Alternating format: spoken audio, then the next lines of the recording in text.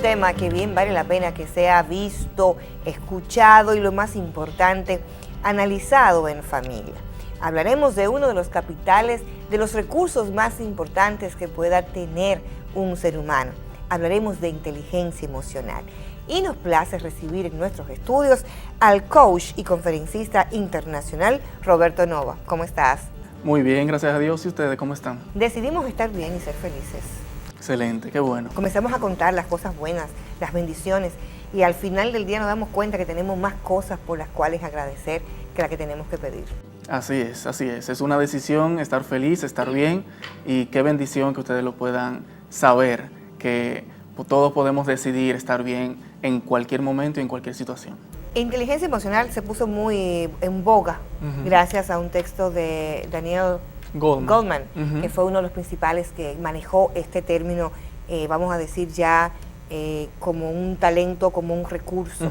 No. Entonces, pero para aquellas personas que nos sintonizan, cuando hablamos de inteligencia emocional, justamente de qué estamos hablando, y una pregunta tipo paraguas, ¿no? ¿Cuáles son los requisitos, condiciones para justamente poder calificar a alguien que posee esta inteligencia?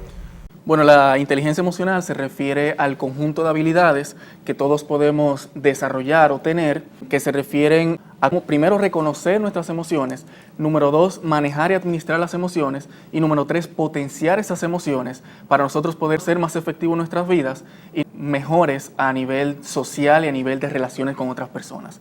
O sea que la inteligencia emocional es el conjunto de habilidades que una persona puede desarrollar para poder manejar sus emociones de una manera efectiva en su vida personal y profesional, y así también relacionarse mejor con otros. Antes uno no hablaba de este tema. Esto es un tema como de los últimos años, un tema de los nuevos tiempos. ¿Cómo surge esto? ¿A qué pudiéramos atribuirlo? ¿A la agilidad en el desarrollo normal de la vida? Quizás a la modernidad de internet, de todas estas cosas que vemos hoy. ¿Dónde podemos colocar? ¿A partir de cuándo entonces surge este fenómeno? Bueno, la inteligencia emocional en realidad tiene algunas décadas. Lo que pasa es que hoy en día se está escuchando más. Hay como una tendencia donde nos hemos ido dando cuenta cada vez más como sociedad que necesitamos la inteligencia emocional como un factor determinante para el éxito o el resultado de cualquier persona o de cualquier organización también. Yo me he ido dando cuenta como coach ejecutivo que trabajo con distintas empresas, que en las empresas sucede algo bien extraño, bien específico en el caso de inteligencia emocional. Se ha demostrado a través de estudios que la inteligencia emocional determina alrededor del 80% del éxito de una persona y de una organización si las personas tienen desarrollada su inteligencia emocional. Me gustaría, Roberto, que hiciéramos un stop. Aquí hablamos de un 80%, mucho más tal vez del aspecto académico, del aspecto cognitivo, del aspecto de destrezas técnicas. O sea que tu éxito como profesional, un 80% es casi absoluto. Así es.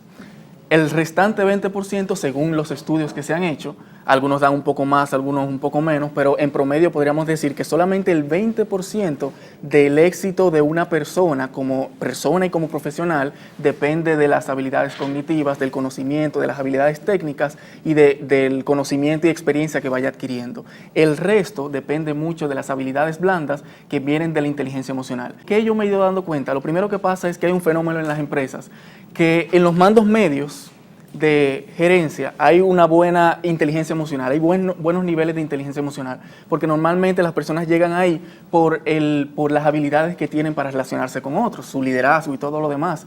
Pero los niveles más altos, en muchas ocasiones pasa, los niveles directivos, que las personas llegan ahí no quizás por las razones más correctas para liderar un grupo. Quizás llegan por el tiempo que tienen en una empresa trabajando, quizás llegan por relaciones que tienen dentro de la misma empresa, quizás llegan por las habilidades técnicas muy específicas que tienen en un área en específico, pero no se ha tomado mucho en cuenta que lleguen ahí por las habilidades de inteligencia emocional que hayan desarrollado en el tiempo. Entonces, más y más las empresas se están dando cuenta que eso es un error, que hoy en día debemos cada vez más ir dándole oportunidades a personas que tienen inteligencia emocional a que alcancen los más altos niveles, porque es la mejor forma en que van a poder liderar un grupo grande de personas. Ya a un nivel alto, a un nivel directivo, a un nivel gerencial, de los niveles más altos de una empresa, ya no es tanto qué tanto de la técnica tú conoces para hacer tu trabajo, qué tan experto tú seas,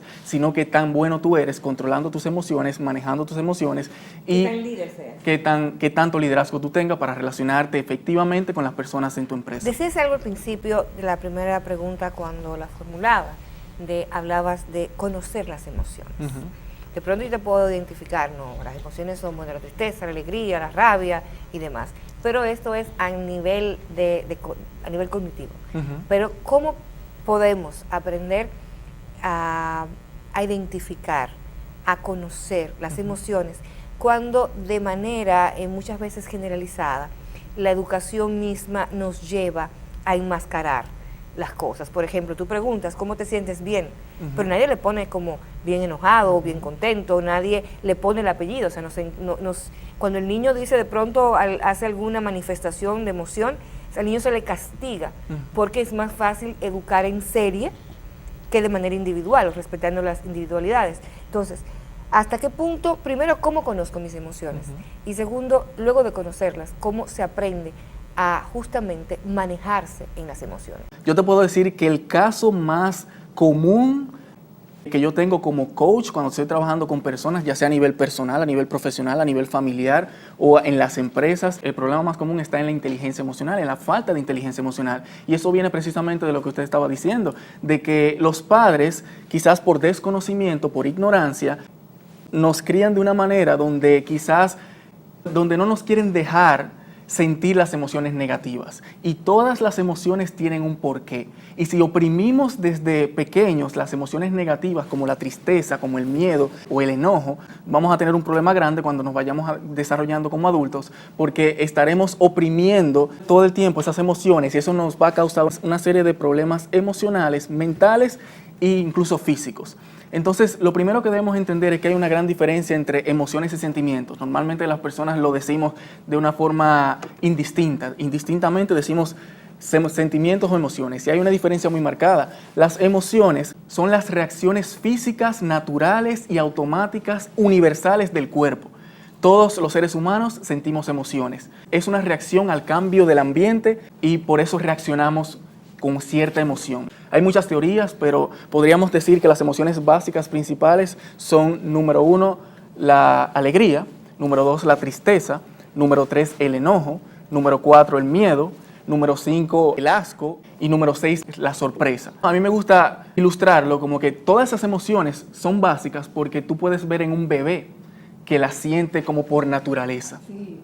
Ahora, cuando esas emociones pasan por nuestra mente, luego se convierten en sentimientos, porque los sentimientos son las asociaciones que hacemos de las emociones en base a nuestro carácter, a nuestro temperamento y a nuestras experiencias pasadas. Los sentimientos son el significado que le damos a las emociones que llegan a nosotros por naturaleza, por defecto. ¿Por qué es importante saber la diferencia entre emociones y sentimientos? Bueno, porque hay algo que está por el medio. La única manera de que como podemos controlar nuestras emociones no es tratando de controlar las emociones de miedo, de ansiedad, de estrés, ni controlando los sentimientos que se derivan de ellas, sino controlando lo que hay en el medio, los pensamientos.